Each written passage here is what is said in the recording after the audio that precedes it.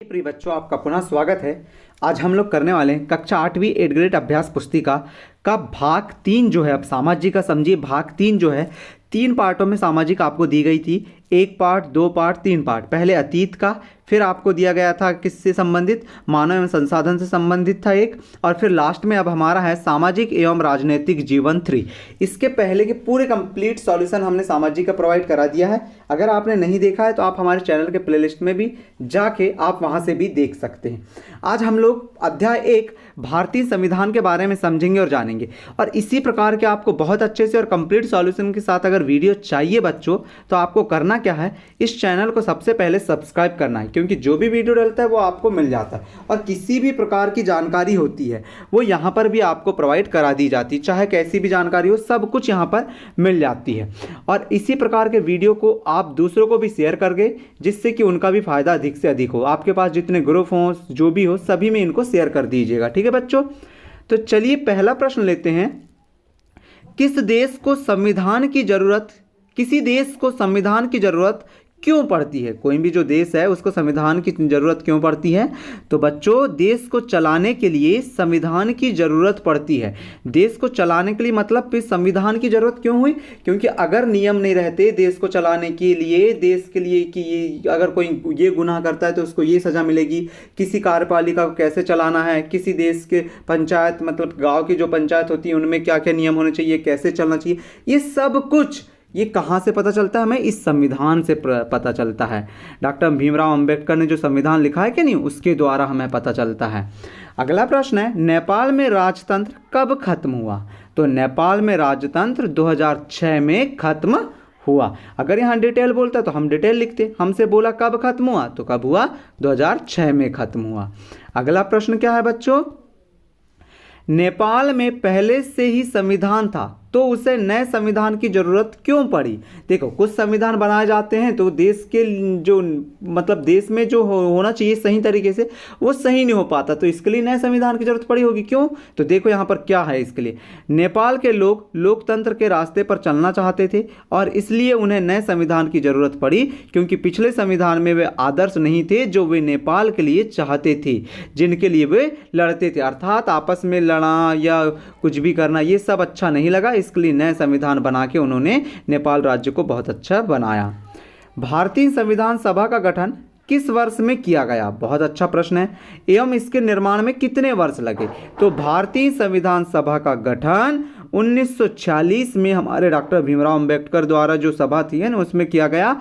एवं इसके निर्माण के लिए अगले 3 साल तक संविधान सभा की बैठक होती रही। अब कितने वर्ष लगे? तो 2 वर्ष लिखेंगे आप लोग, 2 वर्ष 11 माह 18 दिन। बच्चों यहाँ पर थोड़ा सा छूट गया, आप लोग लिख लीजिएगा 2 वर्ष 11 माह 18 दिन। ठीक है बच्चों, निर्माण में इतना समय लगा था संविधान को। संघवाद से क्या तात्पर्य है? संघवाद से तात्पर्य इसका मतलब यह है या तात्पर्य यह है कि देश में एक से ज्यादा स्तर की सरकारों का होना। हमारे देश में राज्य स्तर पर भी सरकारें हैं और केंद्र स्तर पर भी सरकारें हैं। संघवाद मतलब कि आपने देखा ना, ये सरकार ने वो कार्य किया, वो सरकार ने वो कार्य किया, ये सब क्या है? संघवाद है। ठीक है बच्चों, आगे देखो अगला प्रश्न क्या है। सार्वभौमिक मताधिकार का अर्थ लिखिए। तो सार्वभौमिक मताधिकार का अर्थ यह है कि अपने प्रतिनिधियों के चुनाव में देश के सभी लोगों की सीधी भूमिका होती है। मतलब कि जो भी आप कुछ कर रहे हैं तो उसमें देश का प्रत्येक नागरिक का मत होता है या उसका मताधिकार होता है ना। इसके अलावा हर व्यक्ति खुद चुनाव भी लड़ सकता है। बहुत अच्छी बात है। मताधिकार, सार्वभौम मताधिकार मतलब कि अपने मन से जिसको मताधिकार देना हो दे सकते हो।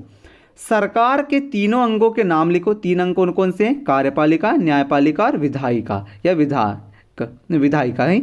कानून को लागू करने का काम किस अंग के द्वारा किया जाता है? तो कानून को लागू करने का काम कार्यपालिका के द्वारा किया जाता है। विधायिका, कार्यपालिका, न्यायपालिका ये सरकार के 3 अंग हैं और कानून को लागू करने का कार्य कार्यपालिका के द्वारा किया जाता है बच्चों। ठीक है, अगला देखो। भारतीय संविधान की अंतरात्मा किसे कहा जाता है? कितना अच्छा प्रश्न है ना। भारतीय संविधान के अंतरात्मा किसे कहा जाता है? तो मौलिक अधिकारों वाला खंड भारतीय संविधान की अंतरात्मा कहा जाता है। भारतीय संविधान के अंतरात्मा कौन है? मौलिक अधिकारों को कहा जाता है। ठीक है, अगला प्रश्न है, 9वां प्रश्न है बच्चों, भारतीय संविधान में नीति निर्देशक तत्वों का खंड क्यों किया गया है? तो भारतीय संविधान में नीति निर्देशक तत्वों का खंड इसलिए जोड़ा गया या खंड किया गया है या जोड़ा गया है। खंड क्यों जोड़ा गया है? तो खंड इसलिए जोड़ा गया है ताकि और ज्यादा सामाजिक व आर्थिक सुधार लाए जा सके। अर्थात हमारे संविधान में नीति निर्देशक तत्वों को जोड़ने से और सुधार। 10वां प्रश्न है, हमारे मौलिक अधिकार कितने हैं? उनके नाम लिखिए, हम किन्हीं 2 मौलिक अधिकारों को वर्णन कीजिए। किन्हीं 2 मौलिक अधिकारों का क्या करना है? वर्णन करना है।